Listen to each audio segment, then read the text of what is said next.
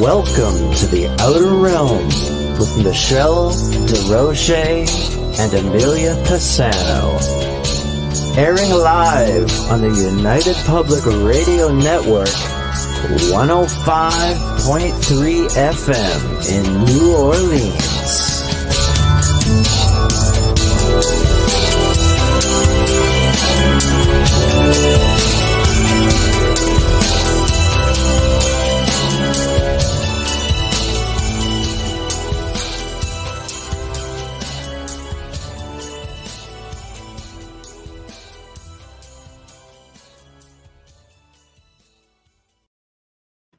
Good evening, everyone. Welcome to the Thursday night segment of The Outer Realm.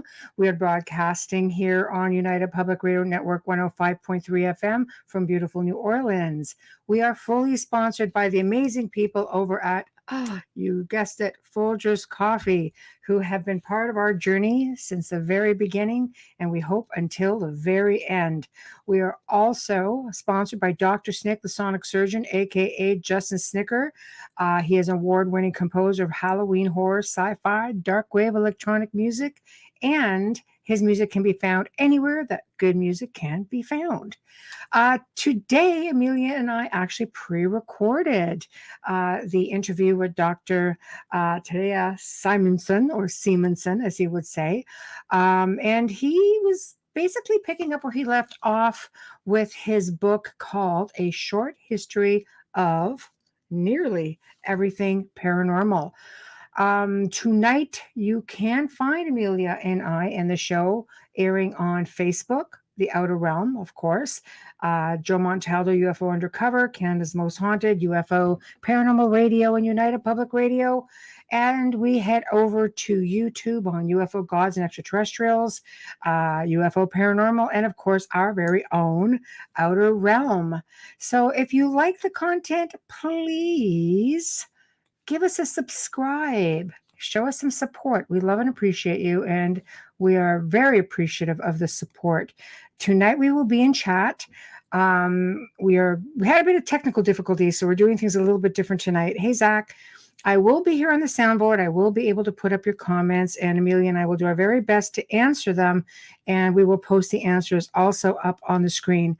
But like I said, we had a little bit of tech difficulties getting started today, and now, okay, Amelia says right now she is on the Outer Realm Facebook, and I'll make sure I man YouTube. But either way, all comments and answers will be put up here on the screen. So what we're going to do now is I'm going to drop out, and we are going to get started with the actual after, of course, the tech difficulties is where the recording is going to start. Hey, Adriana, Zach Man, Michelle, and Bubbles in the house over on Facebook. So let me drop out. Let's get the show on the road.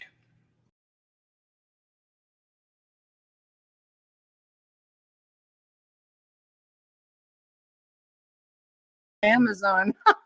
Yeah, we're belly aching. Hello. Hello.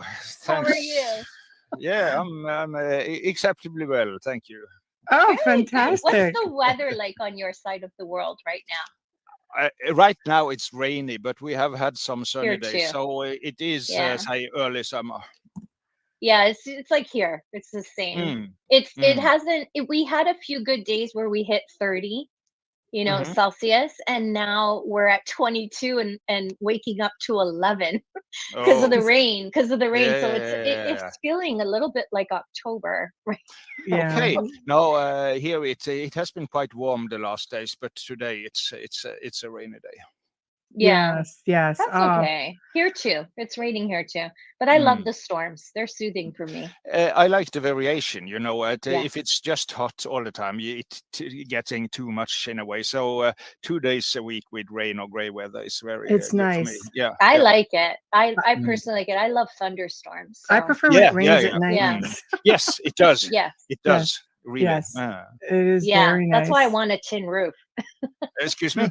I want a tin roof so that when it rains, oh yeah, I can fall asleep to that. I can fall asleep to that. So I don't need a tin roof, you know. It's a normal roof is quite sufficient to get the effect. Yeah, no, I want a tin roof because I want to keep you up all night. No, not me. It just puts me to sleep. I put it on YouTube on a thunderstorm and it's a blackout, and I just leave it on all night so I could sleep. Oh, I hear a lot of voices, so for me, I need that white noise. Yeah, to get away from. Yeah. Well, welcome back. Yes. Thank you. It's a pleasure having you back. It's a pleasure being here. Oh, thank you. The conversation is going. I will tell you. You know, I have a kind of written agenda where I say plot in every engagement I have with different media and so. And for this date, you know, what is specified. Then tonight I will be on air with the two nice ladies. Oh, thank you. We look forward to having you. We think so. So, I'm sure there'd be a lot of people listening because the last show did really, really well. Okay, great. Yeah. Absolutely. There was a huge absolutely interest good. in your conversation for sure. Oh, for sure. And there was just so much. We figured we're going to need a part 2 for sure. And here we are. So why don't we just start off by recapping a little bit about just to catch people up. And for those who missed the first show, you should go check out the archive. First off, is what you all should be doing. But just to pick up where we left off a little bit, recap, tell us a little bit about yourself and the book, and then we'll go from there. That's good. I will just. Can I just? Do I have time to adjust my screen a bit? Absolutely. You should have seen what we did before you got on. Aside from belly aching about Amazon, sorry. Oh, I've had nothing but tech issues. Yeah. Yes. Because it's this is a running text at the bottom, and it's appears a bit visually confusing to me. Oh, our little runner at the bottom. Yes, this what is called this line running at the bottom all the time. Do you want me to remove it? If you have the possibility. I can do anything. Hold on 1 second. Bam. Magic. Fantastic. Thanks. Magic. Okay, you're welcome. Yeah. It's a little you know, I think a friend of mine, he thinks I'm autistic, and he might be right, you know. And there is, in fact, also a connection between this kind of savantic autism and the paranormal, because this openness and a certain, say, permeability of the ego. So I get very easily disturbed by if we are in a cafe and there's sitting a person, you know, what is called having a spoon in his coffee in the other side of the room, you know, I will hear it. And so when this text is running at the bottom here, you know, it drags my attention away from you. Right. I'm like that too, but Michelle calls me a squirrel. I can pick up everything everywhere. I would have made a really, really good detective because I can pick up stuff from everywhere. Yes. Yeah. I will tell you a great story that I heard earlier today, but should I save it for later in the program? Or, no, it's your show. Like to go. A friend of mine, she is taking an exam at the university in Belgium, and it's about animal psychology, and so she had been up to her final exams, and they had asked questions that she had not, you know, read the books for. It was the side effects of serotonin and melatonin and GABA and all these kind of things. And she is a very intuitive person, and she had not read, say, the curriculum for these subjects. She had, say, missed and read some other book for this exam, and she started just to, you know, opening up and tuning into the intuition and so, and she started, you know, to just jot down what came to her from this mental field, collective consciousness, whatever we should call it.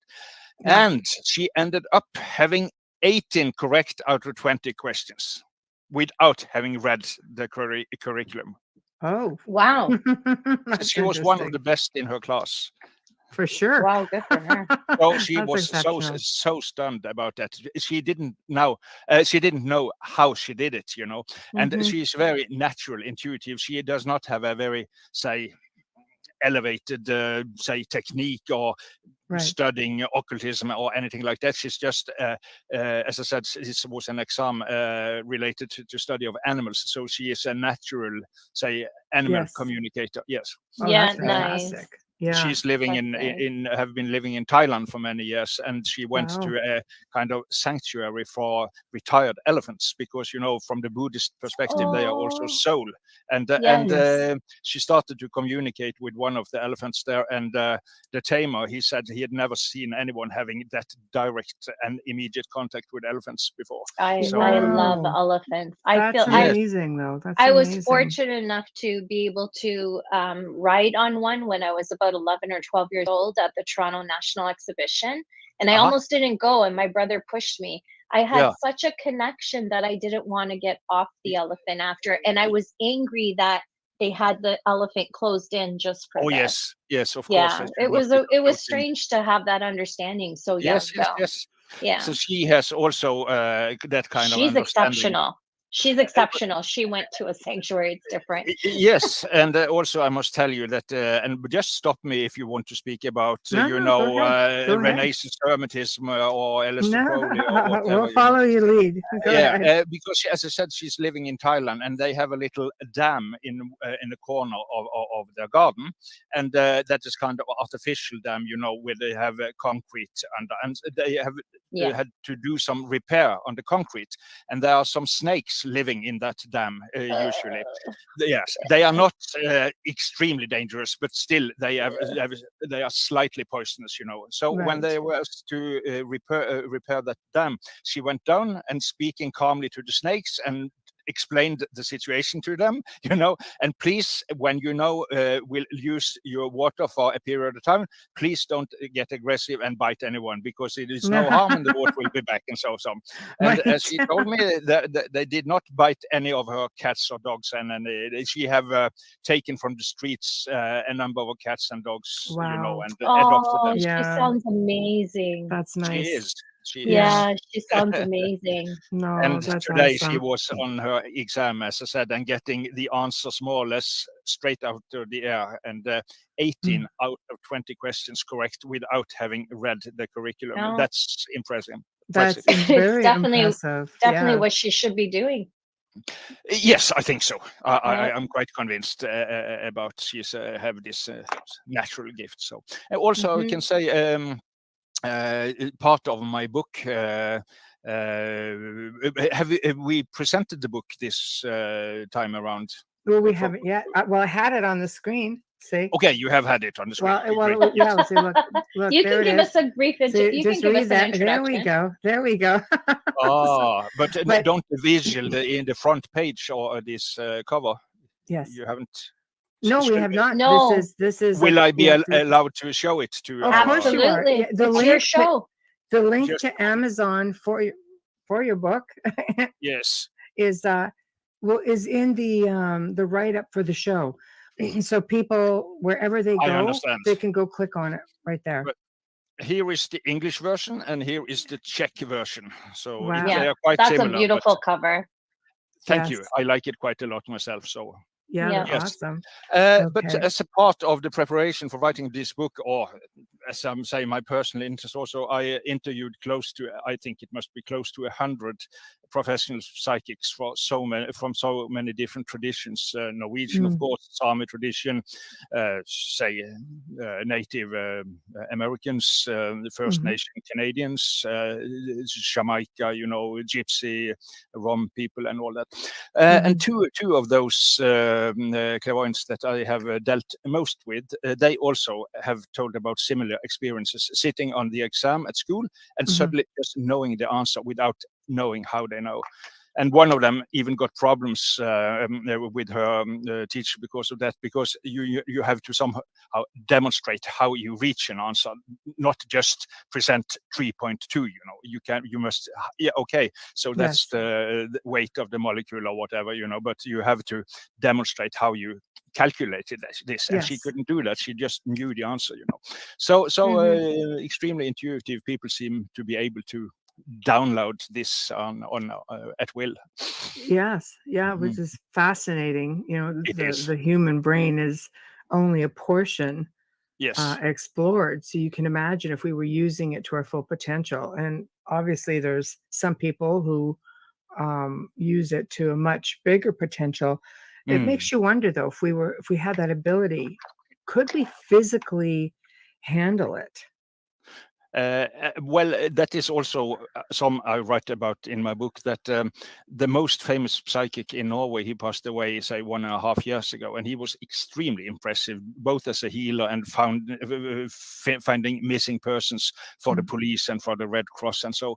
And he said, it's a miracle I have not become completely mad, because you know, when he was presented to a person as a healer, he received close to 50,000 persons from all over the world. Yes.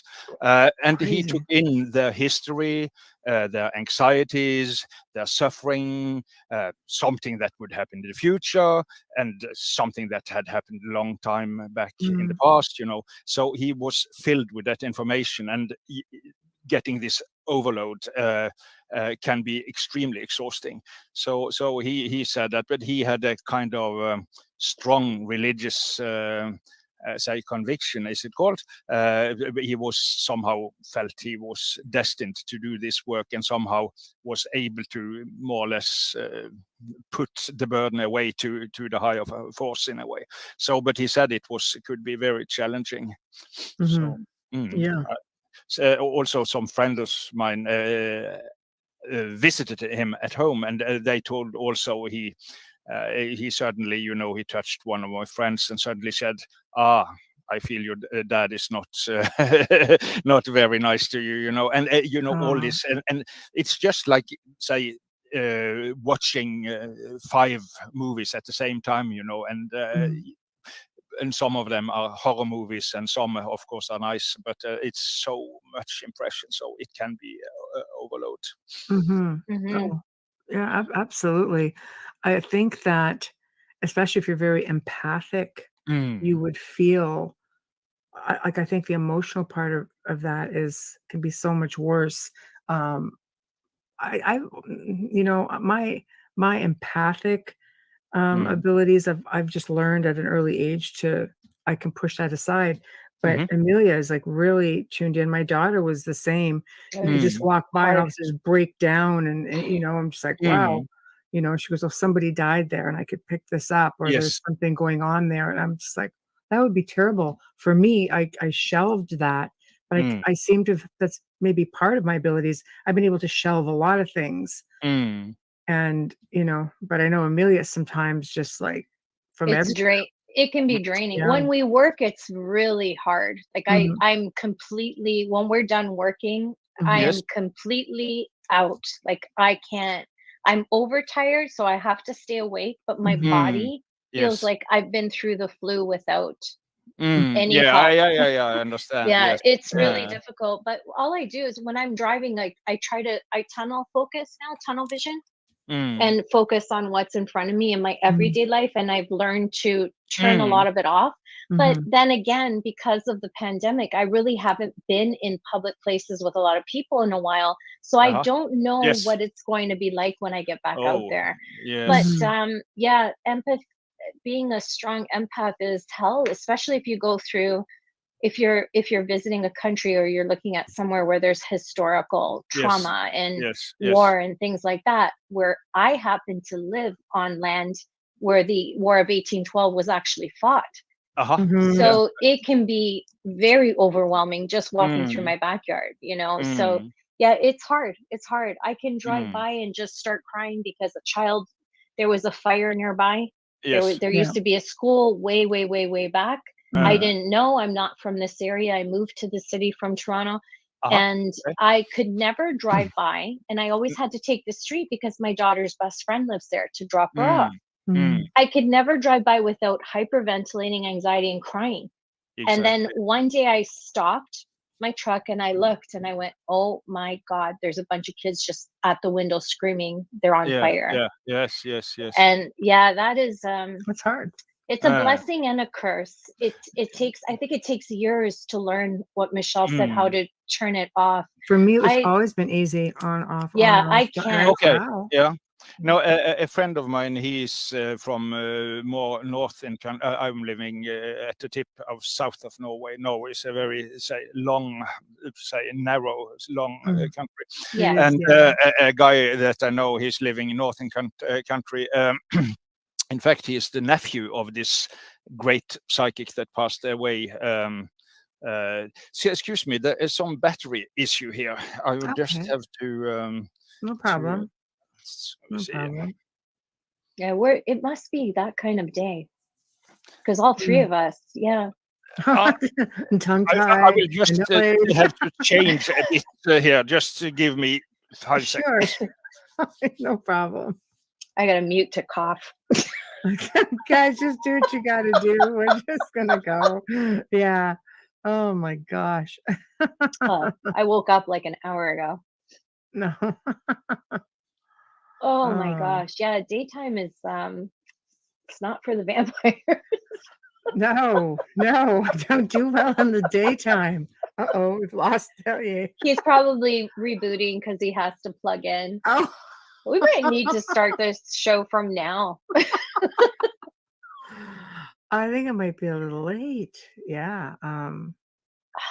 We're already at 1:30. We're already half hour in. Yeah, that's wow.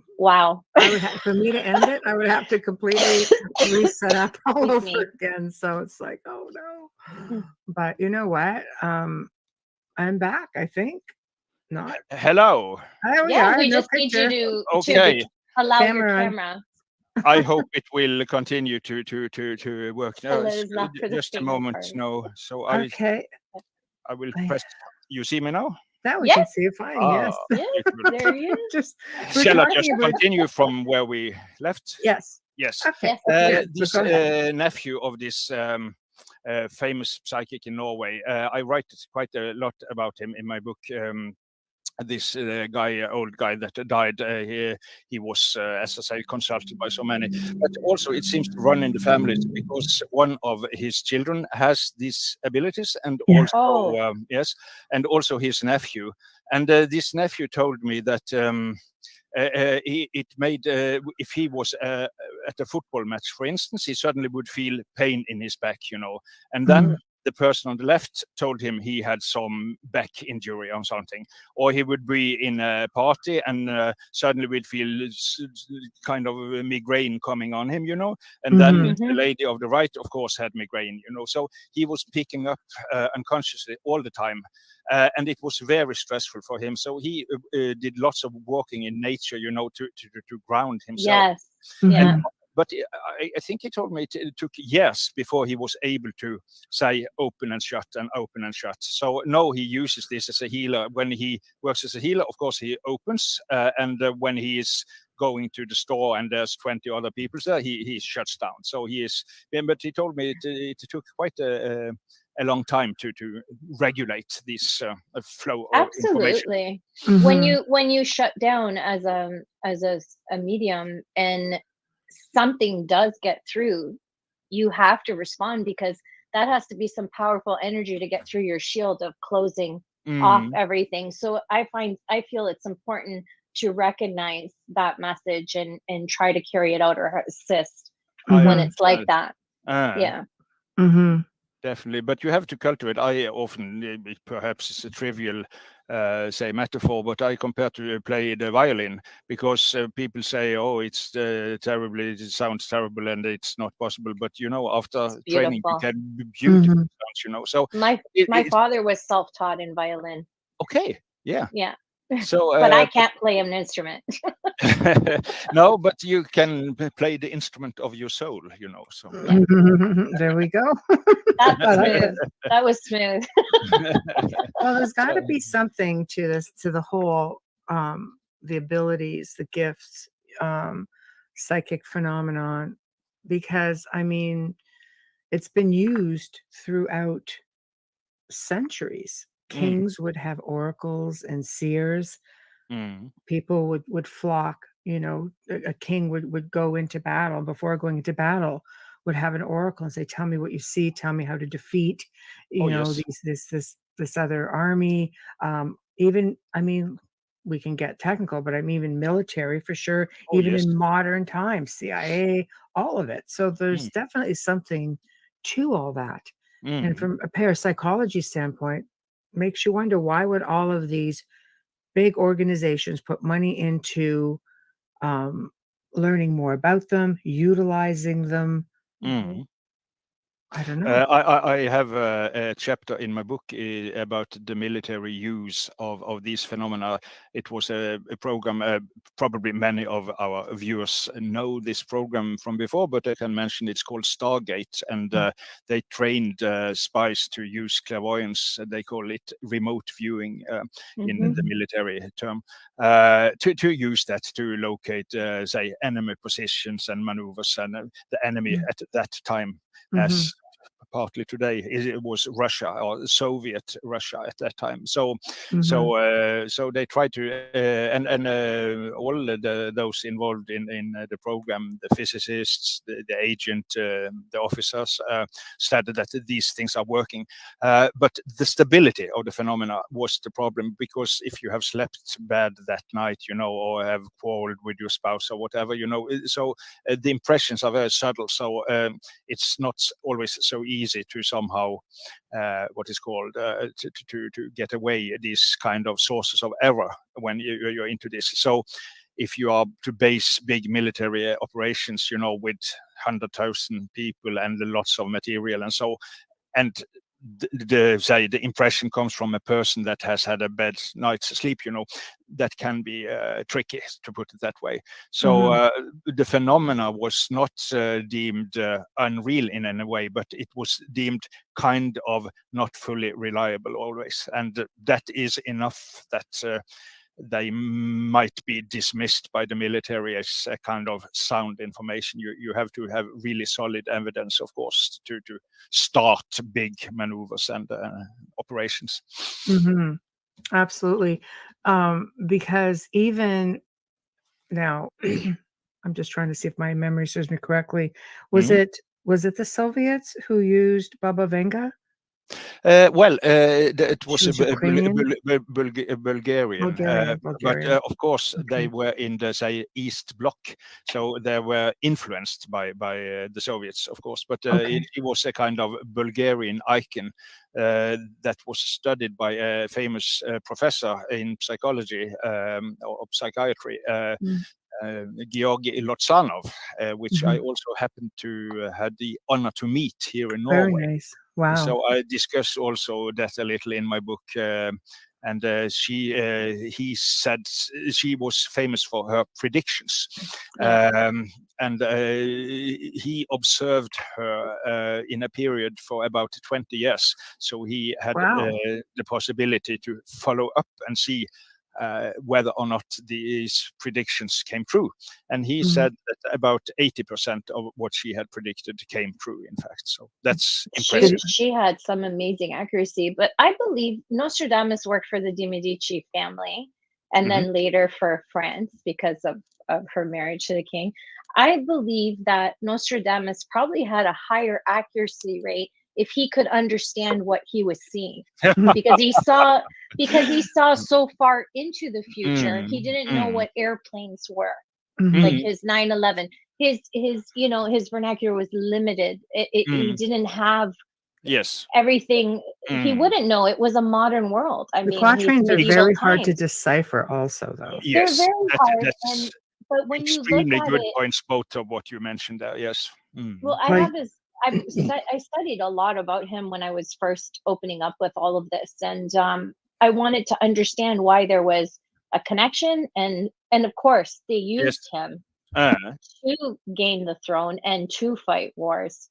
So what is interesting, if you say exactly, he getting his vision back in the 16th century, and they didn't have say planes and such things, and that is also say kind of problem when you go to older UFO visions or sightings. For instance, we discussed him a bit last time, Jacques Vallée, a famous astronomer, and also written lots about UFOs. or no, they Yes. called it unidentified aerial phenomenon. That's the new term, I understand. Right. But we use UFO. I think everybody will understand Yeah, that. UFO. I think UAP. our generation will always UAP. use UFO, but yeah, Yes, UAP. exactly. So Yeah. he told, for instance, you have sightings in Germany in the Middle Ages where people describe a ship sailing across the heavens. Yeah, and that was the closest they could come to say, Yes. yeah, what This is what it is. retell their vision. So that is of course a problem. Also, you can go to the perhaps you go back to the biblical prophecies from Okay. Ezekiel. He also describes some kind of a big wagon Wheel. with wheels, right. turning, and so. And of Yes. course, a wagon was the most, say, advanced technology probably he knew from his daily life. So you Eric use Van Daniken, when he mentioned the chariots of the gods, like yes, yes, gold chariots. yes. Yeah, I think it is a matter of just terminology. But I mean, all you have to do is look at Enoch, who was probably the most famous contactee, abductee. You really delve into Enoch, you'll see all kinds of abduction. Yes. Like it's all the criteria. Everything is right there. Old paintings. Da Vinci was said to have had ET experiences. Like you could really go pretty far back. And I think it just comes back. Like when I look at an old painting and you see, Mother Mary, for example, Yes. and in the background, you see a craft in the sky in the shape of a saucer. You have to say, like, how do we miss that? Oh my gosh. Yes. Now we're more versed, so we can look at an image or petroglyphs, things like that. We could see, this looks like the type of extraterrestrial it is, which now we know because of technology, the larger head and the big almond-shaped eyes tend to be a gray. What is also interesting today, yes, very good points. I'm no expert in UFOs, but of course I know some basic things. So Right. Jacques Vallée made me aware of this, say that it was very difficult to historically represent what people don't know from their daily lives. So if they saw an angel, for instance, that might or might not, of course, but might be an alien, because wings is the ability to swiftly be from one place to another, like that. Yes, and, I agree. Yes. No, So I agree. whether or not the wings have feathers or anything, that is trivial, that is not the point of the thing. It's more how you, it's the same also in yes, exactly. Yeah, absolutely. It's the perception, right? It's seeing something flying. But it's the mindset as well. Religion teaches you one thing. Yes. And science will teach you something else. Ufology will teach you something else. Yeah. But this is why remote viewers and mediums have different languages. I laugh at books that they say, this is psychic language, learn psychic language. I'm like, no, everybody has their own. There isn't a language. It's not like French, German, English. It is your own perception and understanding. Extremely important, because people ask me sometimes what they have a dream it's very strong, and what is the meaning of the symbols, and then I refer to C.G. Jung, the famous Swiss psychiatrist. He said he would never analyze one dream. You have to have a series of dreams, because then you learn the, say, symbolic language of that specific person, and then you will get the true meaning, or at least closer to the true meaning of the dream. So that's very important. Also, I've discussed this aspect with many professional clairvoyants, and many of them are not really, have not a profound understanding of this. For instance, if you have been up to an exam and ask a clairvoyant person, will I, say, pass this exam, or will I, what is called falter in this exam, then there can appear a picture for the clairvoyant person. And but if that, say, pictures shows you with a paper smiling, what does that? Does that indicate you hope to pass the exam, or is it the factual outcome that you? How are they deciphering it, basically? Exactly. Okay. You're helping me. Thanks a lot. You're welcome. So yes, That's why I'm here. and but many psychics do not have a kind of a precise understanding how they function in this respect. But one I discussed with, she said the picture will appear in different colors. If it is, for instance, say you have a fear for not passing the exam, then the pictures will appear in red. If it was your hope, it could be the same picture could appear in white or yellowish, or in the factual outcome, what will in fact happen with this exam? Will you pass or will you not? Then the vision or the picture will appear blue. So from the picture scholar, she would be able to decipher the meaning of this picture. So she associated everything with color. Yes, okay. So that is her, that was her way, key to understand. So, right. but okay, this have, as you said here, it has to be learned, and it's so subtle, these things. So people do not generally understand this very well. Not even, say, professional psychics. I have found, after interviewing so many of them. So I was quite impressed when she told me about the different color codes on the picture and how that would give the true meaning of the visions. It's misinterpretation. I think it's similar to being lost in translation. You just you don't know how to translate and orate what the images are. And I think in that case, it's with some mediums or psychics, it's not that they don't see it. No, they're just not putting it out properly. Therefore, I've done that. Well, it's like the English language is extremely difficult because it's just one word can mean three things. It's ridiculous. So I think when somebody is trying to put across what they're seeing, if they're not putting it out, it could just be one word that can change everything around, and people will hang off of every word a medium or psychic will tell their clients, every single word. And they're not, I don't believe readings are necessarily meant to do that. I believe they're meant to guide you, but it's your free will and your choice. You can walk out, of your door that morning and turn left instead of going right. That's going to change your outcome very easily. Yeah, that's where the saying changes on a dime. Psychic readings change on a dime comes from. Yeah.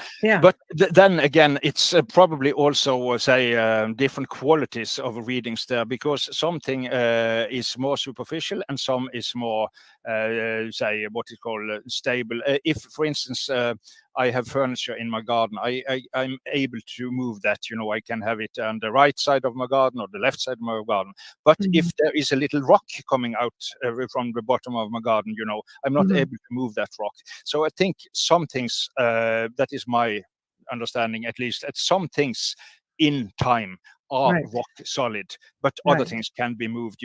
I also use sometimes the metaphor: if you sit on a train, you can choose to be in the passenger wagon, you can be in the restaurant wagon, you can be in the toilet, you're still on the train. But you can, so there is both freedom and limitation in being on that train. And I think also it's a bit like that with life, and also some things I think you cannot avoid, say, for instance, physical death, but how you deal with that can be chosen to some extent. Yes. I also believe that with psychic reading and a mediumship reading are two different readings.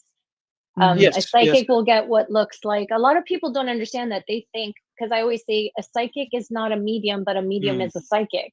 And they're like, what does that mean? And a psychic will have visions and see things, and some of them have psychometry where they can feel and get something, but a medium's communicating with the other side.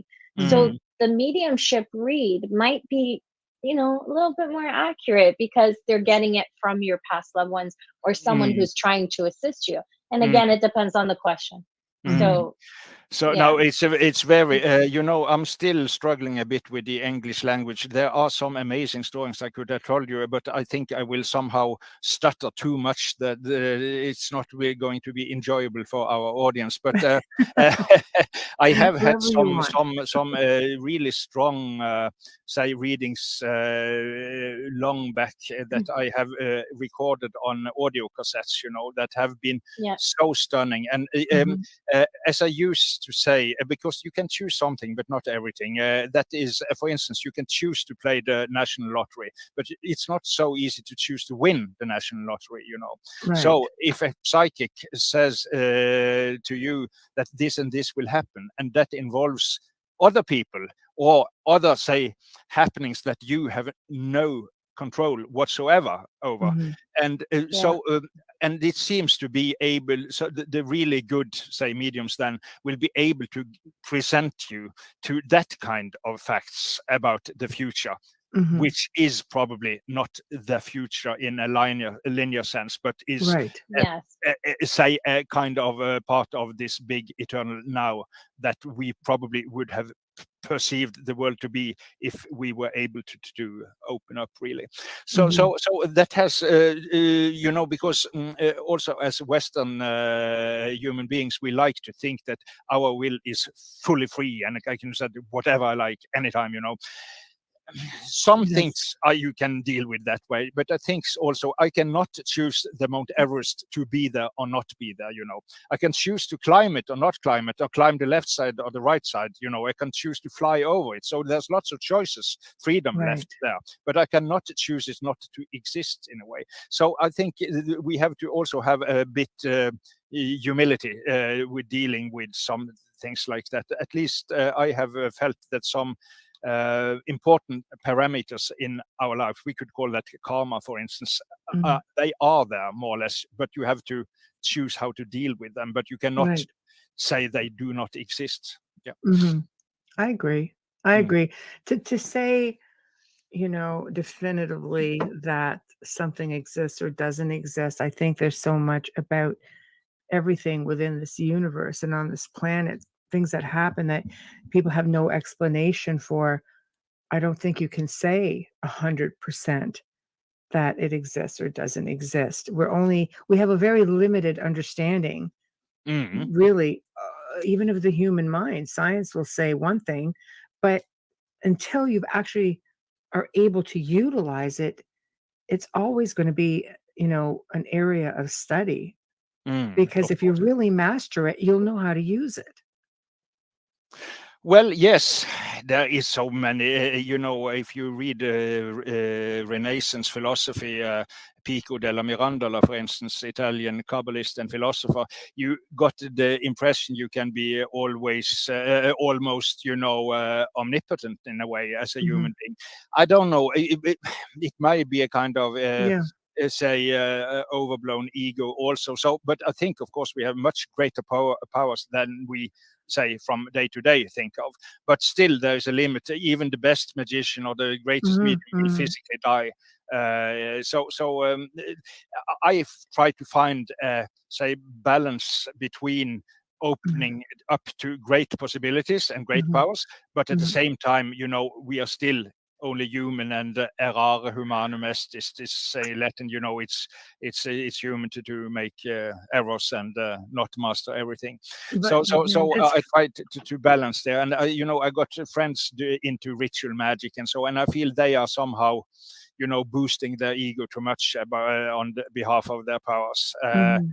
But on the other side, you have people in Christian communities, you know, oh no, I'm just little and I'm so weak, you know, and I'm sinful, and you know, so these two both opposites sides there. of the coin. Yes. You know what's frightening? Excuse me. Yes. No. So what's frightening is you're talking about, you know, we have all of these abilities and everything you've just said, but now they're talking about connecting the human brain to artificial intelligence. Yes. What are they really trying to unfold? I mean, if we don't know our true potential, it's pretty, you know, some people might think, oh, you know, that'll give people opportunities and, you know, connect to the internet, connect to something so much bigger. But why? What can they manipulate with that? Can they open up these abilities? And next thing you know, we have a bunch of superhumans just running around, or can it open up the possibilities of utilizing more of the brain, or can they just dumb us up even more? It's frightening when you think of, of the potential of the mind, and they want to connect it to the internet and a computer. Yes. Oh, I was I want to reading live in a cave. one of the old Batman stories, the comic stories in the magazines, was when the early computers came, and and somehow the computer drained the intelligence from all the persons there, but that computer became an evil computer, and using the super mental powers, to taking over the world. I think Batman stopped it, but it was close.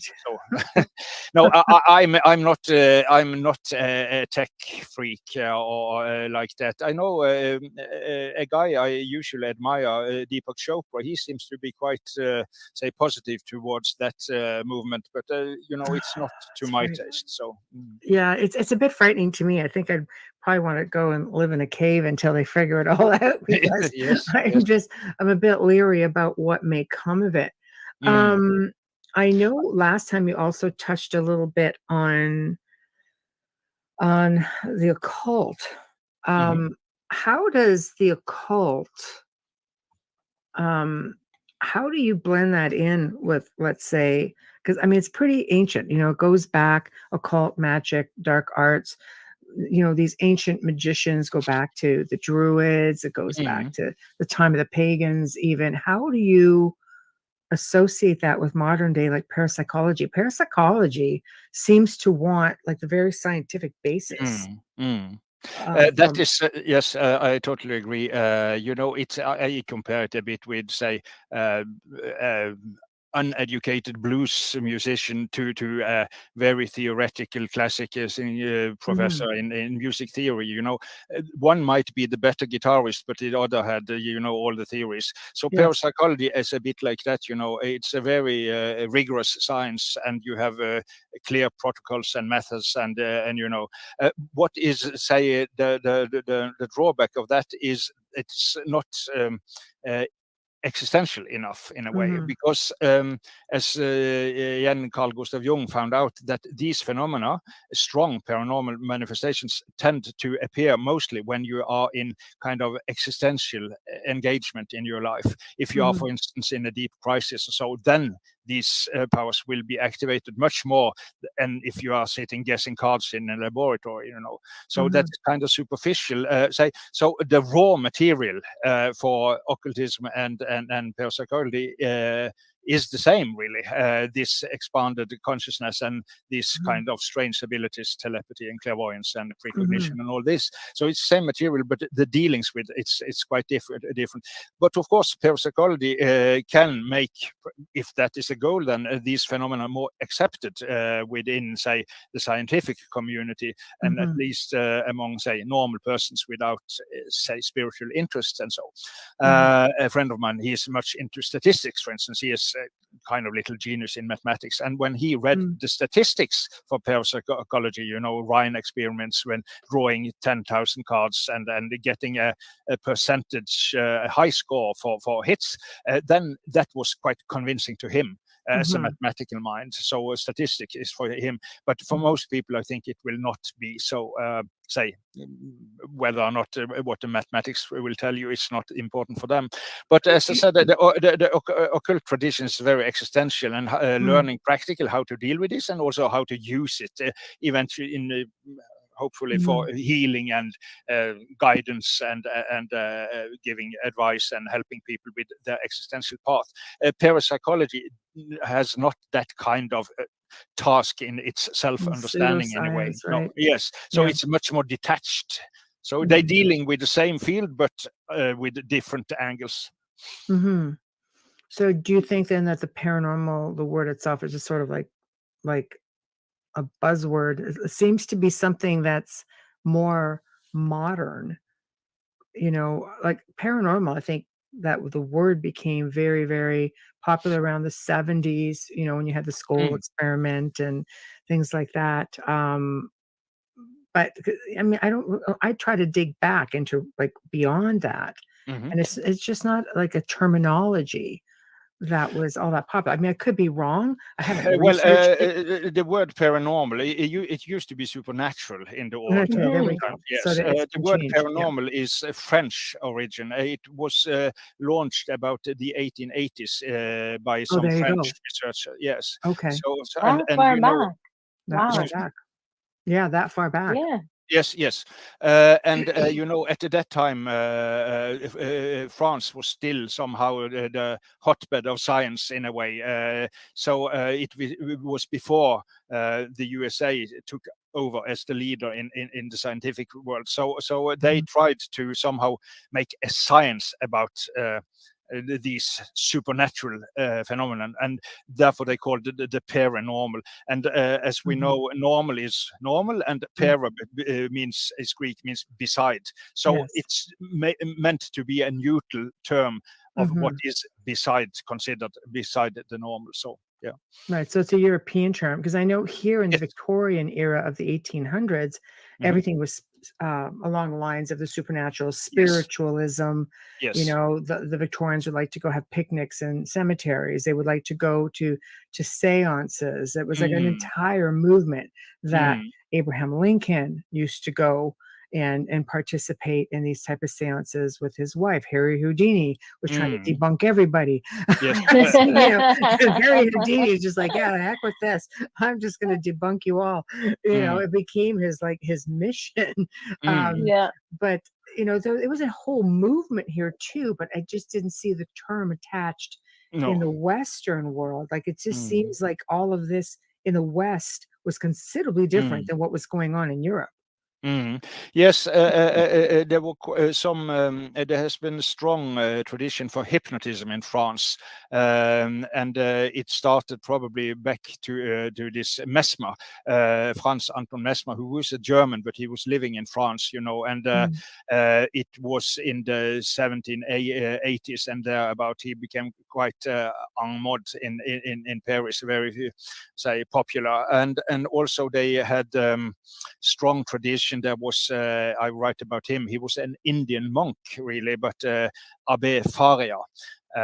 He is also, Alexandre Dumas in the French writer writes about him in the Count of Monte Cristo, a very famous novel. So Abbe Faria, he was a hypnotist, very famous, and also you got later this what is called Richer. He was also a Nobel Prize winning medical doctor, and he also was the first doing statistic experiments with the paranormal. That is then parapsychology then. So Richer, and also was Freud's teacher, Sigmund Freud's teacher in hypnosis. What is called now? I forgot French names, So, but at least they have a strong, scientific tradition in France about dealing with the paranormal, and very closely linked to hypnotism very often, because under hypnosis people tend to get more open, and also reports of that kind of phenomena were quite common in say French hypnotic traditions, even academic traditions. Right. Yeah, because here it's just, I think it always takes us a while to catch up. England was deep into parapsychology. Oh yes. Like really early on with experiments, and even all the investigations that went on were done through parapsychology. It was all parapsychological research. There was they didn't tag it to be anything else. And one of the cases that I'll mention, if you are familiar with it, was the Enfield poltergeist case. Yes. It started off with a parapsychologist who was in there doing research before they brought on Ed and Lorraine Warren, who were here in North America, and then they went over with the whole paranormal type of investigation. Yeah. So apples and oranges. Yes. Right. And if you look, you spoke about Britain here. The SPR, Society for Psychic Research, which is still up alive and kicking today. They had a kind of split tradition there, because there was the scientists on the one hand, members, and also the spiritualists, and it has been so, but they tended to go more toward the scientific side, and some of the spiritualists, they did not like the, disrespectful methods for research, doing laboratory research on these holy phenomena. We shouldn't do that, they felt it disrespectful. So, but it has been kind of a mixed bag, this SPR, because as I said, some of them were quite spiritualistic, but they became what is called they became fewer and fewer, and the scientific aspect became stronger and stronger. I like the combination, because you're familiar with the Philip experiment. Yes, of course. Yes. Right. And that, I thought that was really well done, and it seemed to have a little bit of a blend of both. It had that spiritualist aspect to it, but yet it was a very regimented and well planned experiment. And it was successful. Oh yes, I was quite impressed by that, and it was run by a professor in medical, what is called statistical analysis and genetics, and he was British originally, I think, but left and went to Canada and conducted. It was at Toronto, wasn't it? I think so. He started out as a professor in Cambridge, if I don't remember wrong here, and he also conducted quite impressive experiments with the famous English medium and healer Matthew Manning. Right. Yes, and he even, put some kind of sensors on his brain, and measuring the brainwave patterns and all that kind of thing. So it's rigorous science, but as you said, also open to the spiritual aspect. Yeah, it was really, really well done, much like school. Sorry, Amelia. No, it's okay. This is a little bit off. I wonder if all of these mediums from the past that are so well known, because there weren't that many that had come forward, if they would be still considered as famous and as accurate nowadays, with so many people coming forward. There's a lot of good mediums and psychics out there, and a lot of incredible healers. But of course, they wouldn't be able to do what they did if these other greats didn't pave the pathway for them. But I just sometimes wonder, would they still have known about them? Would they still be as popular or as interesting had they lived today? It's difficult to say, but of course, great spiritual masters as the Buddha and the Christ, they are. I think they would have impressed people today. So that yes, but I mean, like Baba Vanga, Nostradamus, this other medium that you refer to in England. I wonder if they would have been as as famous, as revered now, because there are so many people, and just like maybe someone who's really, really good in our time right now would have been much more recognized then, because they stand out more, because there wasn't as many, and it was much lynched. That's right, because religion had a huge influence then. Now and now it's an understanding of metaphysical and spirituality as opposed to religious and fundamentals. It might be also depend to some extent on a coincidence. For instance, I have also been quite a lot into music, and you can say, if Beethoven had lived today, would he be as great as he is? Wouldn't he disappear in a flotilla of other competent jazz musicians also, or would he still be a kind of unicum in our time? It's difficult to say, but it seems to be kind of unique power in his music. So, and it might be also with this, but of course there are also other composers that somehow disappeared from history that a musicologist will find, and certainly, why did we hear about him? Yes, because he became he was sacked because he was opposing the king he worked for, and thereafter nobody heard from him, because he lost all his money, became sick and died. That kind of story also. So and also I have come to consider more often in modern times. I don't know if that's right, but I'm probably influenced by friends of mine living in the East, that karmic aspects might be a part of this as well. Seems to be a karmic pattern of some people to gain fame and fortune and so, and others not. And if that is just, and so it's so big questions. I don't know. And, no, I know. I think about that sometimes. I have weird thoughts. My mind goes everywhere. But I think about that sometimes. Now with the composers, greats like Mozart, Beethoven, and Tchaikovsky and Chopin, I believe they paved the way for music, to be honest with you, because pianoforte was not what it is now. Exactly. Then. So yeah, I believe they were there's a put there huge for a connection though reason. with Excuse me? music and what we call the paranormal, because I believe everything has to do with vibrations and Yes. frequencies. Therefore, I think music paves the way on many levels, especially with frequency. Yeah. Especially So even you voice look too, even vocals as well, that's opera right. singers. But Beethoven was Yeah. deaf in one ear, Yes. and he would play with his head down on the piano for tone and things. Tone and vibration. That's Yes. right.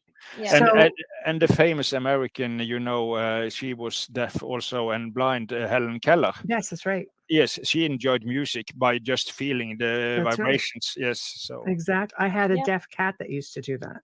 Oh. It would lay on a speaker and it would just it was just strange. Fantastic. It was Very soothing. strange, It was soothing. Yeah, to watch Yeah, it him. was probably soothing for the cat. But it's all, it's all about frequency and vibration. I've seen spirits just, doing like investigations, for example, we're working with trying to get responses. And I remember in one specific area when it was in the middle of nowhere. And there was like maybe if we were lucky, we had access to one radio station. And I used a piece of equipment working with radio frequencies to see if we could get the spirit to communicate, because the spirit apparently, according to the homeowners, loved music. Yes. Oh, nice. So I would just ask questions such, questions as, do you like jazz? Can you show me, play something with jazz? I'm like, I have one radio station that was being picked up. The chances of my getting anything in the normal spectrum would be slim. It played like rock, that was it. I asked questions based on jazz, or I'd say things like, oh, you must love the King. Elvis Presley came on. Yes. I went jazz. It was like, there was something like Dean Martin. I came up with, I said, yeah, give me some more old Blue Eyes. Bam, Dean Martin. Country. Fantastic. Bam, country. And I'm thinking, I know I do not have all of this at one station, and I couldn't pick up anything else. But yet this was on demand. Oh, fantastic. It was different. It was a different type of experiment. It worked out very much in the favor of the investigation. Have you written about this, or have you published it in any way? No, but feel free. Yeah, no, I don't write. Everybody saes you're going to need write a book. an idea for another book. I don't have time to write a book. I say that as well. Yeah, I don't have time to write a book. Okay. You kidding? Maybe one day. I'll probably have a foot in the grave by that time comes out. But it was an interesting experiment. So when we talk about music and frequencies and vibrations, and I believe that spirits do somehow connect. Or the otherworldly definitely have a way of connecting to all of that easily. I mean, you can heal the body with frequency. Oh, yes. Yeah. Music is a classic healer, in the old Greek rituals for healing in the temples. They use music, this lyra. Singing bowls. Yeah. They use singing bowls. I have one Buddhist singing bowl here. It's beautiful. Shall I fetch It is. Yeah, Yes. of course. Oh, yeah, they're beautiful. I love show and tell. I know, it's great. Show and tell works for me. I'm a visual learner. There we go. I have a singing bowl, but I'm not going to get up to get it. Here it There is. we Yes, go. that's what I have. That's a Yeah. singing bowl. I have the same one, the little one. So soothing. Yeah. Well, I we can hear it very faintly. I have the same one. Yeah, there you go. They are very soothing. Yeah. Exactly. Exactly. See, people, that's how you It works. zen out. That's how I you have, zen and out. you can get them on Amazon. Just say I know. I bought it Not from. today. We have some Buddhists in Oslo. They have been going to the Tibet and bought them there. We have also a center for Tibetan Buddhism in Oslo called Karma Tashi Ling, and they have rituals and they're using those bowls. Yeah, and if you can't purchase one, you can go on YouTube and find sound baths. That's right. And listen to them. They're very, very healing. They're amazing. If you just do your yoga breaths and listen to that, and you'd be surprised how amazing that is for you. I also have a kind of wind harp here, which is supposed to hang in the garden, and the wind will move. And there's tubular bells with an old Chinese scale, pentatonic scale, and it's so harmonious. I once had a visitor here, and I just, moved this little and she went immediately into kind of trance. It was kind of special. So, yeah, music really has something. I think I had been mad today if it had not been for music. I come from a kind of difficult childhood in a way, so I used music very much as a healer in my own life. Me too. Yeah, even listening to binaural beats, just there's just so much to it all. And I think I know with many people that I've worked with over probably the last 5 years, especially. And learning more about frequencies and such. Especially I find with people who are grieving now, in the last 2 years, especially making that connection and getting people to start listening to different healing frequencies. And it's amazing. They'll write me back and say, "Oh my God, that was just amazing. What else would you recommend?" And I'm just like, you need to go with what you feel. Try different ones and see how it makes you feel inside, how it makes your spirit feel, how it makes your body feel. Listen to it before you go to bed. And speaking of that, you made mention of a gentleman who works or made comments about dreams and dream interpretation. Do you feel we communicate more at night? Like, do you feel that we're doing, like, some people believe they'll call it, like, our producer calls it dream weaving, people connecting up in their dreams. Yes. I'm quite convinced. I have also one chapter, or at least a big part of one chapter, about dream telepathy, that famous experiments conducted by Professor Stanley Krippner. And clearly, I cannot go into the methodology, but they say tried to project pictures into other people's dreams and in a laboratory, and then they woke up the sleeper and the dreamer, and he or she had to recollect which picture was, say, predominant in their dream. Quite what is called lots of labor to do these experiments, of course, but they did for about 10 years they did these experiments. It's so it's solid, statistically corroborated, the ability to, say, project images into people's dreams. And of course you do this spontaneously if you, for instance, 3 o'clock in the night, thinking about a loved one, a relative or a friend or a lover like that. I think it's chances are quite good that on some subconscious level, if it's a normal person, that person will perceive that. But also if it is a kind of awake person, I will not use woke person here, but awake person, that person will even be able to be able to say be conscious about that kind of communication. I don't know if I told that last time. I went in Gestalt therapy for many years with an old wise woman, and she was quite savvy at these things. Because also a friend of mine went to the same therapist. She was a Gestalt therapist, but she also had read all these books of Castaneda, Carlos Castaneda. Yes, social anthropologist working with the shaman in New Mexico. Wow. Yes. A long story about it. Some say the books are just fiction, others say they are real, but some say it doesn't matter because the phenomena are real, even if there's a biography of this shaman he works with is not say factual. Anyway, I was, as I said, me and my friend, we were going to the same therapist, and we were on a cafe, and and we were discussing our experiences with this very clever and very savvy therapist. And next time I went to her, I said, last week, me and my friend Swain, we were talking about you. And then she tuned in. Was it last Wednesday about 12 o'clock?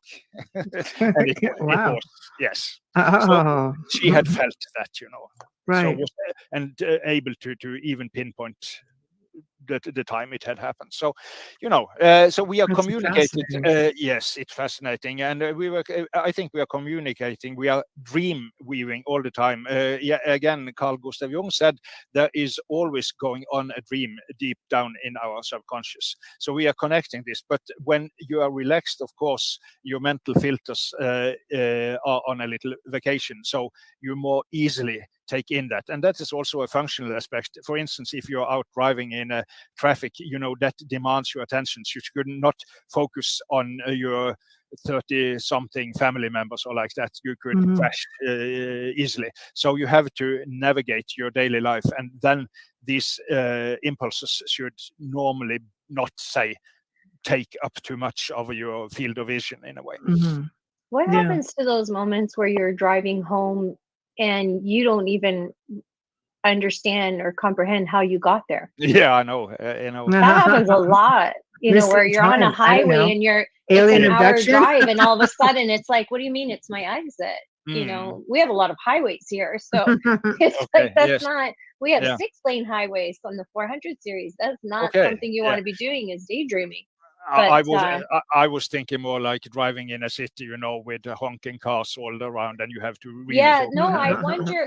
I'm wondering about that. I'm thinking out loud because it's happened to me a few times, and I know Michelle and I have talked about that, and we always wonder: is it lost time or are we daydreaming? Please repeat the last words. We're like I always say, is it lost time, like an ET kind of thing, or are we daydreaming? Because we literally don't understand how that hour just passed. I understand. I think it might be just I have not gone really deep into this, but the humming of the engine, that's just kind of a little singing bowl down there. So I think that might stimulate your alpha frequencies or even your theta frequencies. So therefore you go into this kind of meditative state if you are on a long country road. That okay. So scientifically, yeah. My truck is really loud. I drive a Hummer. It's loud. Okay, yeah. So it is humming then. Yeah. It is, but it's a loud. Okay. Yeah. But always I told you that I feel sometimes a bit autistic in a way, and they say children that are autistic, they like to sit in front of the washing machine, going round and round and round and round and round and round and round, and then you have the meditative aspect. So I think we all on one level are some kind of susceptible to that kind of stimulation. And as I said, with the humming engine and not the honking and all the other cars, I think that will somehow trigger this frequency following response in a way. Focus, frequency, vibration. It's also the things that are necessary to be under hypnosis. Yes, which we talked about yesterday. Okay. Yeah. That's interesting. Again, frequencies. Yeah, frequencies are everything. Michelle sent me some really good ones that I can just put on my Bluetooth speaker and just leave in the background while because I love to cook, so I'm always in the kitchen. So I'll just leave those frequencies going in the background, and they're so soothing. I remember last time we discussed also this binaural beats. I used Holosync quite a lot, and also this other famous system, Hemisync. So it's you can do so much with frequencies. Binaural are huge for me. I love these binaural beats meditations. You put them in your ear, and you're supposed to it's supposed to help you fall asleep at the end of the hour. I am out cold before 5 minutes. I'm just gone. Yes. I'm just gone. So they work for me. If they don't work, then I know that something's around me disturbing me. But yeah. Yeah, I understand. When I started, I got quite fast. I got 3 notable results from binaural beats. I was very often sitting in a quite crowded cafe in that time, and when people are, suddenly they are pushing you with the chairs or, scumping, and so I'm only human. I became irritated, But after using the binaural beats for 2 months or so, I became glad when people were touching and pushing me. It was kind of experience human contact in a way. So it changed my attitude It's towards consciousness, right? Yes. And Yes. I think humanity is going to need something on loop right now, going back to the public and crowds, because we've been out of it for so long. Oh yes, yes. I think yes. it's going to be something that's necessary. Yeah, but I I think don't know. people are also just losing their minds out there, because after 2 years of not being in all of that, Yeah. I just noticed it on the roads. People are Okay. just like in a hurry. It's get out of my way. I'm just like, Oh yeah, yeah. Yeah, chaos. you can't catch the virus by driving next to Oh, someone. yeah, Just saying, relax. I we're feel in a more the tourist other way mode. around, that I am seem to be very keen on hugging people because it's so long time since. I love it. Well, I'm Italian. We hug everybody. I We hug know. everybody. We meet people in the grocery line and we're hugging Yes. them and kissing them. Yeah, we're terrible. Yeah. But it's Not I think it's terrible, no, marvelous. I don't know, but I feel like the world needs a frequency on loop right now. That's just my opinion. But That's all. what I wanted to just bring up here, probably you have noticed that it's about 2 weeks ago there was an open hearing in the Congress in the United States That's about right. UFOs. That's right. Yes, yeah. And There's another one coming. yes. So Yeah. that is very. I heard the whole thing, in fact, because it was transferred, via YouTube directly. So it's very, very interesting new sign, And these are people, and it was what is called bipartisan, also not just the Democrats or the Republicans, but they had a committee agreeing on, yes, we have to look closer into this. So. Our time is coming, I think. Well, I think when they did the preliminary disclosure last year, Yes. there were a lot of questions raised, and it was just a prequel to the congressional hearing. But it's I like to think the time is coming. I mean, they've always had projects going, like Project Blue Book. Yes. That was one of the last big ones. Yes. They've always had something going where they're looking into it. But when you have people like astronauts, and you have people like Paul Hillier, who was our Minister of Defense for many years. I remember you told me about Yeah, that. There's a lot of peace. whistleblowers coming out, including past presidents. Yes. I think their non-disclosures have come through, right? That's why. Yeah. It's just very difficult to say, well, we can't say for sure. Oh, shut up. Yes, you can. You just will not. Exactly. But now everybody's got one of these, and people are getting their own sightings, and they're putting it out there. What is interesting, as you said, astronauts and so, statistics shows that about 9% of American astronomers have seen UFOs. 9% of astronomers. That's pretty substantial. Guess Considering the percentage on pilots. I bet you it's close to 100. Excuse me, please repeat. Yes. Pilots. Pilots. Yes. Pilots, Get the percentage on pilots. I bet you it's closer to 100. There's they're very. You'd be hard pressed to find a pilot that hasn't had a sighting, and they've spoken up, but they're not recorded because there's so many of them. Yes, exactly. But what happened, after this hearing, it became clear that they now have in place, say, a report form for that kind of sighting. And they encourage the pilots to fill in this and not deny it. So it's a kind of a watershed change here. Yeah. Well, for everybody, now they're saying, we want to know your experiences. So it went from Men in Black showing up at your door saying, don't say a word, to we want to know. Yes. Oh, yeah. That's really something new. I understand the concern. Not all of these UAPs/UFOs can be determined. They don't all know what it is. They want to make sure it's nothing, another military establishment not coming into the airspace. I completely understand all of that. But at least now, maybe they'll stop discrediting everybody who's having sightings, because it is a lot of the average people who are out there who are seeing things out of the blue, taking photos and like, oh, what's this? I think the eyes are on the sky a little bit more now. Yes, definitely. I think also. So I found it very.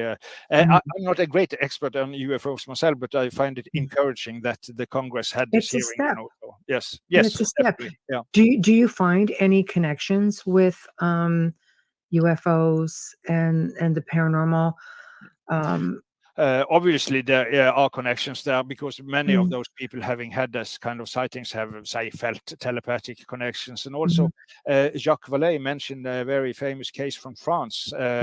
It was a doctor. He was not just a kind of normal doctor. He was kind of what is called professional for the whole county south in France. And he had some kind of illness. I don't remember exactly what kind of illness it was, but he had a sightings of two UFOs in his garden. And suddenly there came some kind of ray from one of those into his abdomen. And Oh, after that, he was healed. wow. Yes. There we go. There's a lot of stories of healing. People have been healed from their cancers and other life-threatening diseases or illnesses. So I don't think all the stories are bad by any means. No. But then the sleep paralysis thing is a big one that keeps coming up with Yes. Parapsychologists will have their view, with science, the paranormal has their view. And again, ufology has its views. This happens just before a sighting, whereas the paranormal say, no, that's the hag syndrome. Something is pushing down on your chest. This is a demon. This is, it goes on. There just seems to be little tidbits of similarities. And of course, they are not mutually exclusive, those aspects. They can complement each other also, because not every sightings are somehow have connected with it paranormal phenomenon other than the sighting itself. And most kind of, as I said, my focus in my book is mainly on say clairvoyance and telepathy and precognition, and also to some extent healing and psychokinesis. And these phenomena are, say, statistically speaking, not very closely linked to UFO sightings, even if many healers have had that kind of sightings also. So it's not say necessarily a connection. So as I said, I think we have to the famous physicist Niels Bohr, quantum pioneer. He said he had a kind of a motto. It was in complementaribus veritas. In the complementarity, there is the truth. So I think we have to be open to many aspects, and that can run parallel to each other. I agree. I agree with you. We have to do a station and sponsor ID. Yes, I'm right With us that time. waiting for you to finish up. Yes. Okay, you are listening right now to The Outer Realm with Michelle DeRoche and Amelia Pisano. Coming to you live from, actually pre-recorded tonight. Well, we are live. No, we are live on we one are channel. live. We are live one on channel. in New Orleans on 105.3 FM. We have Dr. Simonsen in the house tonight, returning guests, and our conversation's always fascinating when he's here. Stream or listen to our archives on any platform that you normally use. A big shout out and thank you to the amazing people at Folgers Coffee, sponsoring our show from day one. We love you and we thank you so much. Also, a huge thank you for our intro and outro and his voice, Dr. Snick, the sonic surgeon, Justin Snicker, award-winning composer and musician. You can find his music on Amazon and Bandcamp, and find him on Facebook and Instagram. Check him out. There we go. There we go. Thank you. Thank you. You were making mention of of shamans. Yes. Do you find that, because I get stories all the time, that the indigenous people have more experiences? And if so, do you think it's because they're just more tuned in to the planet, to the earth, to just nature on average? Yes, that is a very important aspect. And also there is again, it is a complicated theme, but I think the openness is there, and the lifestyle also, as I use as an example. If you're the Sami tradition, Sami is the, say, native people of north of Norway. It's probably they are coming from Siberia or from Mongolia, even, say, many thousand years ago. But they have a very strong tradition for these phenomena. And if you are, for instance, they are famous for herding reindeer, on the tundra, or what they call it. So if you are out in the night, and you see just snow all along, and there is the reindeer, they have went to sleep, you can hear the breathing, the soft and then calm breathing of the herd of reindeer, and it's just the snow, and up is the stars and the moon, that's that kind of meditative state. You will be more open to subtle impressions from the soul, or this mental internet, as I call it, than if you are in New York and cars all around and flashy ad boards all. So the disturbance is much less in a traditional, say, indigenous lifestyle. If you find in the Amazon jungle, or in the tundra, in the polar areas, or if you go to the Kalahari Desert with the Bushmen, or the Australian desert with the Aboriginals, So I think that both the culture and the lifestyle is, say, predisposed, make you predisposed for these phenomena. But then you have this interesting aspect from Rudolf Steiner, the father of anthroposophy. I think many will know Steiner through the Waldorf school, and Yes. also and also biodynamical agriculture, where you use natural fertilizer, and you somehow cultivate the earth in a spiritual manner. So Rudolf Steiner, a very great spiritual teacher, and also he was inspired by theosophy from Madame Helena Blavatsky, and also lots of different European esoteric traditions. And he said, yes, these old shamans, they had these abilities very strong, but they had not developed the abilities for mathematics. They had not developed the abilities for, say, conceptual philosophy and all that. And he felt, he might be wrong in that. Of course, that is up for discussion, definitely. But his view of history was that we went from this, say, spiritual existence, where you had these abilities, and then you have to learn mathematics, learn philosophy, learn mastery of the physical world, as we have done here in the West, and then we have to again open to spiritualize our science and to spiritualize our egos and all that. So he felt it was a long line of development there. So, for instance, Norway's most famous psychic earlier, he was called Marcello Haugen, extremely impressive guy, and there's written a lot about him, and he convinced lots of doctors about his abilities as a healer and a clairvoyant.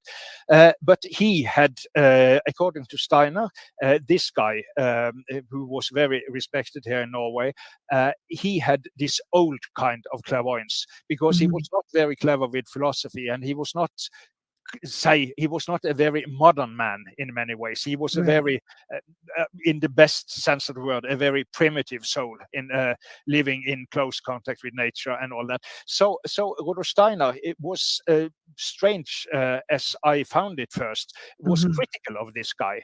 And I found that he felt that this guy had this primeval, original clairvoyance, but have not been willing to develop it into a kind of modern kind of clairvoyance. This might seem far-fetched or too theoretical and so, but perhaps it's a way to somehow legitimize our Western perspective that, yes, we lost something by leaving the traditional indigenous cultures that the shamans still are into a large degree, but we gained something also, and now we have to get back what we have lost. And again, in complementaribus veritas, in complementarity, we have the truth.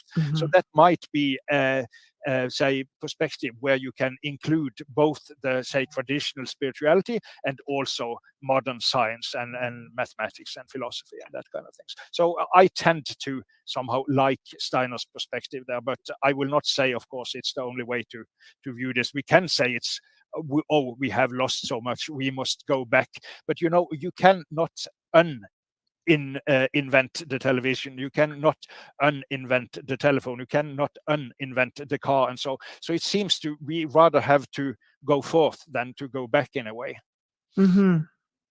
Yeah, I agree. I also think when we get back, oral history, I believe you go way back, Yes. pre religious mindsets. And a lot of the indigenous, again, let's go back to the Druids. Not a lot Yes. were known about them because they had to say within oral history. There's not a Yes. lot of writings out there. Again, the pagans, we get into our North American indigenous, indigenous all over the world. Why is it, like you make mention, well, okay, mathematics, science, it never mattered to these people. No. They were always in touch. They would see something that looked unusual, like we call them cryptids, like Yes. we can get into Bigfoot. We'll use that one as an Yeah. example because, when you're living in these remote areas, chances are you're going to see something along those lines. It was quite normal to them. Like, the little people, they Yes. would Yes. just see them, they would exist with them. They were aware of them. If you go back even further to Druids, you're dealing with the Fae. Like, these were all acceptable.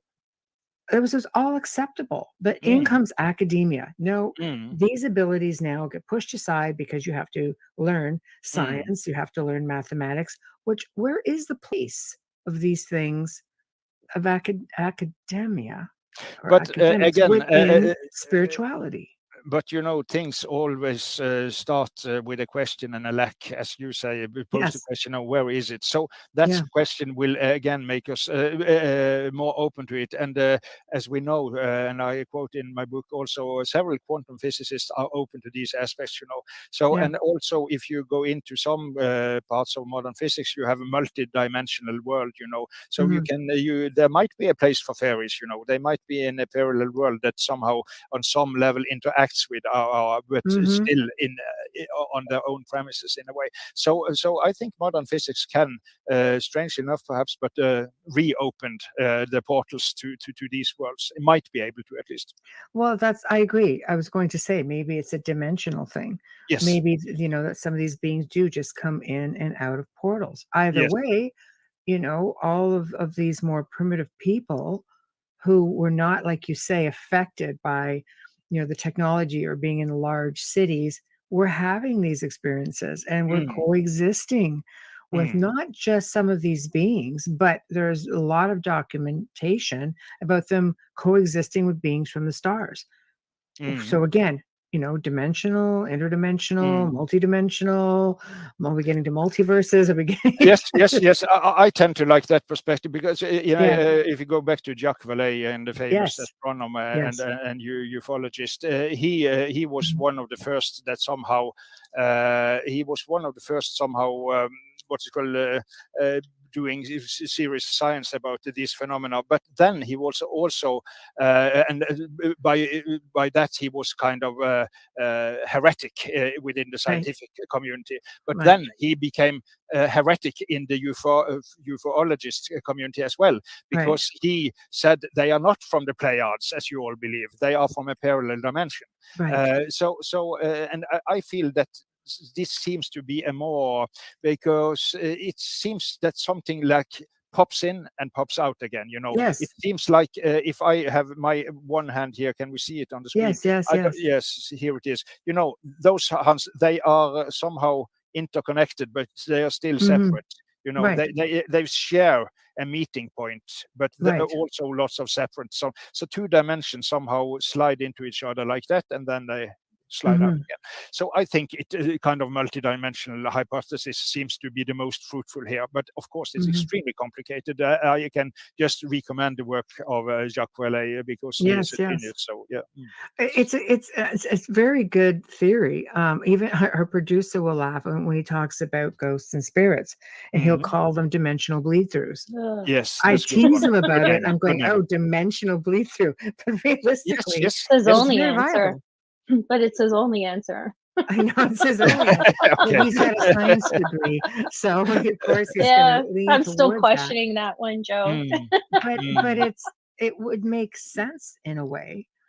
I tend to think so, and on one level, I also tend to think that you said everything in a way can be understood as vibrations, and also I think information somehow is the most transcendent category. So I tend to think that both space, time, causality is somehow a derivative from information. And if that information is there, it can manifest in that world or in that world or in that time or that time. So we tend to somehow get fixed into our that is a kind of old philosophy from Immanuel Kant, that space and time, it's our matrices, it's the way our consciousness make an intelligible world for us. But it does not mean that from some deepest perspective they are not all that real.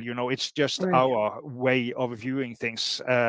So both the central categories was were space, time, and also causality. And we if you have a car crash, for instance, where did it happen? Space. When did it happen? Time. What was the reason? Causality. You place everything you experience within time, space, and a cause. But that is it's how we work in our day-to-day life. But as I said, the deepest reality might be much more, say, complex, but also simple in a way. As I said, for instance, my body is an expression of information. Which information? Of course, my genetical code. So my physical body is, in a way, more real than my genetical code, because you can touch it. You cannot touch my genetical code. But on another level, it's less real than my genetical code, because this body will die, but I might have been able to pass on my genetics to my children. Yes. So that kind of information as a transcendent category is very appealing to me, at least, and think it might be able to explain much more than just the simple say example I used here with my body. So do you think we're living maybe simultaneous realities? Some people will tell you we had two realities. One's kind of like messed up, like this one, with war and all of this hardship, whereas they say we're living, potentially there's a simultaneous reality. It kind of feels like it has a matrix feel to it. It's like we got sidetracked somehow and something split, and now there's this other reality that where we should be. Yes, we're getting into that looking glass thing. Yes. It's extremely. I tried to use quite a lot of time on multidimensionality, and seen interviews with famous physicists, and so there are so many theories here, So some people say that if it really is another dimension, then you wouldn't know about it, because then it could not connect in any way to our dimension. So that might exist, but per se, by definition, you will never know about it, because otherwise it had been somehow part of your own extended dimension. So I'm a simple guy in that I want to describe phenomena that are usually overlooked within science. But there are so many possible, that's also a philosophy of science. It's a theorem that you have a set of data, but that set of data can be explained from the perspective of many theories. So which one is correct or most correct, I'm not the guy to say. It's as they say, it's beyond my pay grade. Right. No, I love bouncing different ideas around. Oh yes, because there is so much out there, but there's a lot of our listeners are all different levels of their own beliefs, and sometimes you get some pretty interesting questions come through. So just trying to get in there and spread it around a little bit. So as we're slowly coming up to the end of the show, what do you have coming up? Are you writing another book? Because I know this other one was like full, but you leave a lot of room for growth in it, like to keep going. I might have told you I'm in the process of getting. It was originally a number of years ago written in Norwegian, and it was quite laborsome to get it translated into English and released. It was first released by a quantum physicist, English retired. He was living in Italy, and then it's like now in 2020 it came on Watkins, and last autumn it came out in Czechia. And now a Spanish publisher is looking at it. So wow. I feel somehow my task is to spread the word as far as I can. In different languages. Yes, that is one. And also I work on some other project of a more mundane nature, But as related to these themes, I feel that spreading the word as far as possibly can by participating in your wonderful show, for instance. Yes. And also there's a practical aspect of this, because the chapter 9 of the book is about intuition, and as opposed to many, I believe not that intuition is just capitalizing on early experience. I think true intuition can be opening up for clairvoyance, telepathy, and all these kind of paranormal abilities. So how to use your intuition in a powerful and fruitful way. As I say, how which job to apply for, which city to move to, which people to hang out with, which subject to study. As I said, my friend today studying this animal psychology and suddenly being able to answer on serotonin and melatonin, things she hadn't. So she was able to use her intuition in a very fruitful way to pursue her goals in that direction, apparently. So the practical aspect, as used the metaphor with the violin again, I try to learn to better how to play my existential violin using these abilities in my daily life.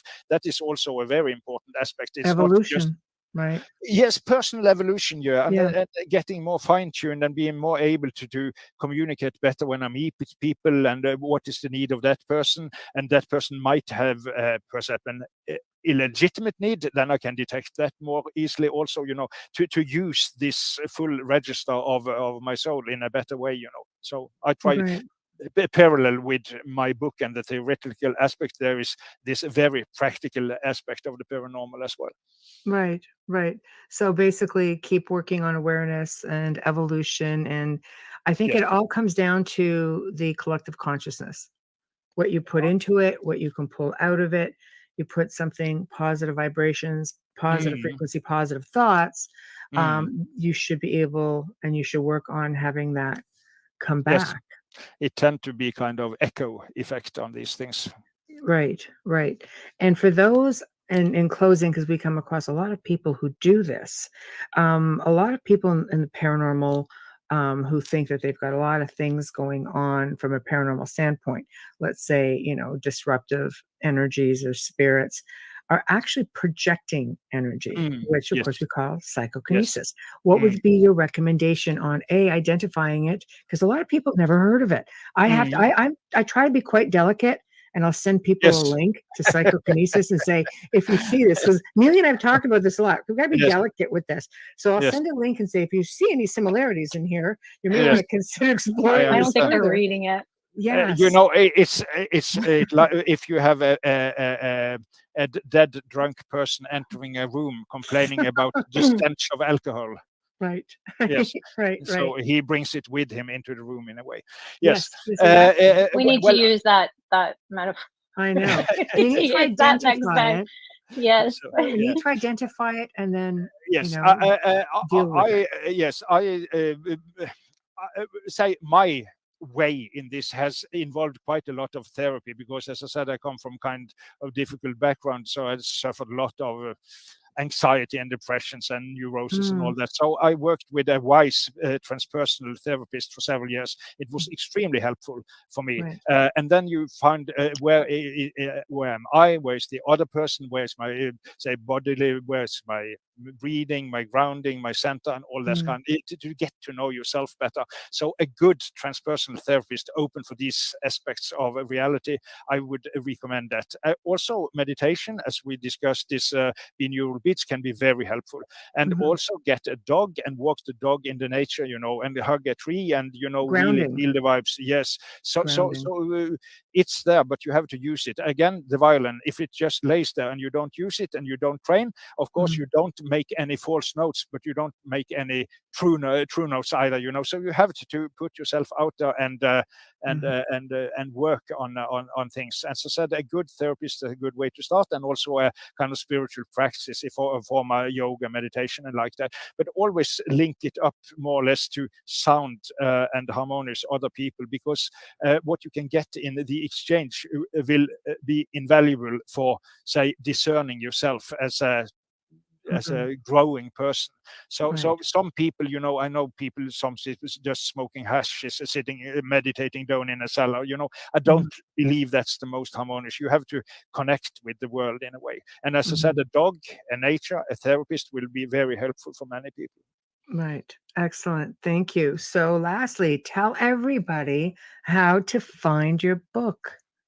Yes, this beautiful covered book can be found on Amazon. I think that's the most convenient place to find it. And my name is Terje Simonsen, or Simonsen. And the book is called A Short History of Nearly Everything Paranormal.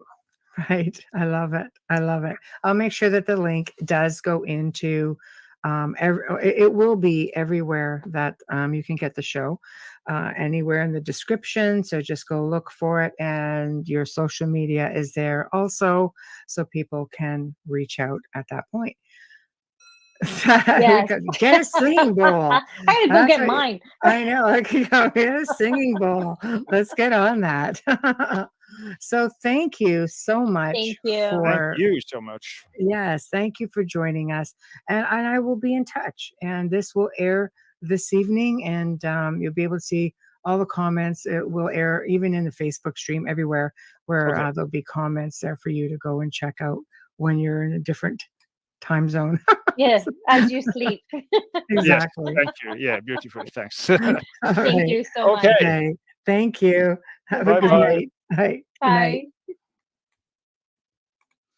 Well, we have come to the end of another amazing segment. He's always such a pleasure to have on. So big thank you to him for joining us this evening. If you guys have any questions, pop them in, because he will be able to go and check it out. We'll make sure that we get the link over to him, and that way he can respond directly. So remember to subscribe wherever it is you're going to be watching this. Please go in and subscribe. Next week, we are going to be bringing back Sean Williamson and Wayne Murphy. They're going to be talking about Team Templar North America. And that essentially is going to be hit and miss, because it can only say so much, but it's a project that Amelia and I are proudly a part of. Hamilton White is partly a part of it as well. And I can tell you, it's some fascinating things going on in Wisconsin. So please tune in. Next Thursday, we welcome back Charles. Oh, I don't know if we welcome back Charles Christian. I think I may have been presumptuous on that. No, it is next. Oh, it is. Okay, good. Because no, it's not. No, it's See, Toby look at Johnson. that, guys. I did a big faux pas. It's actually Toby Johnson and Brett Eisenberger, and they're going to be talking about their Bigfoot documentary. Yes, that's going to be pretty wild, because I have been, just Googling and researching, and it looks pretty fascinating. So we haven't done a Bigfoot crypto thing in a while. So this is going to be kind of cool. Anxious to see what they've got going on there. So tonight, catch Amelia and I in chat, and I will be in the soundboard to get your comments and questions up.